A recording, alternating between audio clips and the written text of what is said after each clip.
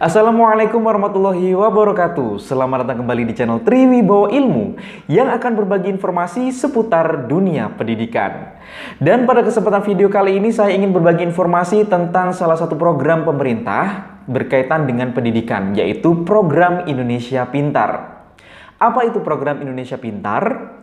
Apa saja tujuan dari program Indonesia Pintar?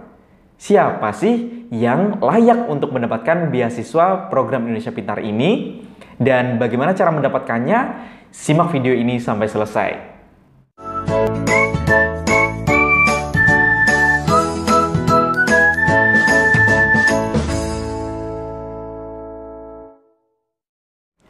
Yang pertama saya akan menjelaskan tentang apa sih program Indonesia Pintar atau PIP ini.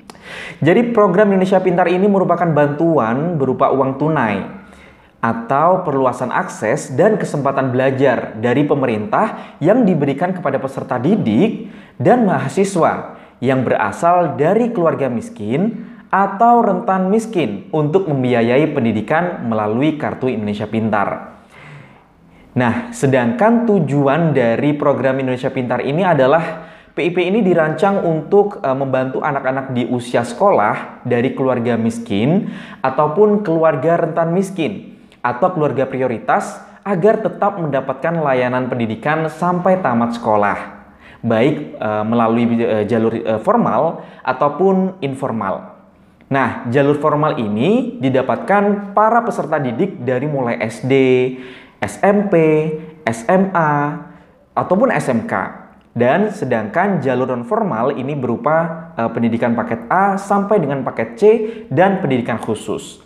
Nah, melalui program Indonesia Pintar ini pemerintah berupaya untuk mencegah siswa agar mereka tidak putus sekolah ya, dan diharapkan dapat juga menarik siswa yang putus sekolah agar kembali melanjutkan ke pendidikannya. Nah, PIP ini juga diharapkan dapat meringankan biaya personal pendidikan baik peserta didik, baik biaya langsung ataupun tidak langsung. Jadi tujuan dari PIP ini adalah agar bisa membantu orang tua agar anak-anaknya bisa tetap sekolah. Nah, ini bertujuan untuk mengurangi angka putus sekolah. Nah, beasiswa PIP ini diprioritaskan ada beberapa kriteria orang yang bisa mendapatkan beasiswa PIP ini. Yang pertama adalah peserta didik yang memegang KIP. Jadi KIP ini adalah Kartu Indonesia Pintar. Yang kedua, peserta didik dari keluarga miskin atau rentan miskin dan atau dengan pertimbangan khusus. Seperti ada beberapa kriteria ya. Yang pertama adalah peserta didik ini dari keluarga peserta program Keluarga Harapan. Jadi orang tuanya yang mendapatkan program Keluarga Harapan, nah siswanya atau putra-putrinya bisa mendapatkan PIP ini. Yang kedua adalah peserta didik ini dari keluarga pemegang Kartu Keluarga Sejahtera atau KKS. Yang ketiga, peserta didik yang berstatus yatim piatu atau yatim atau piatu dari sekolah atau panti sosial ataupun panti asuhan. Dan kriteria yang keempat adalah peserta didik yang terkena dampak bencana alam. Ini bisa mendapatkan PIP.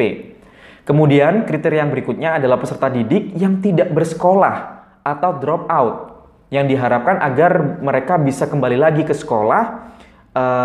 Dan kriteria yang berikutnya adalah peserta didik yang mengalami kelainan fisik, korban musibah dari orang tua yang mengalami pemutusan hubungan kerja di daerah konflik, dari keluarga terpidana, berada di lembaga pemasyarakatan, dan memiliki lebih dari 3 saudara yang tinggal serumah.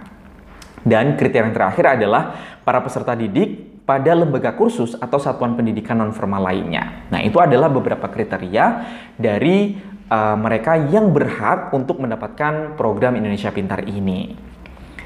Nah, bagi kalian yang mungkin sudah mendapatkan program Indonesia Pintar ini atau mendapatkan PIP ini, nah biaya ataupun beasiswa PIP ini kan berupa uang tunai ya kan, jadi uang diberikan secara tunai.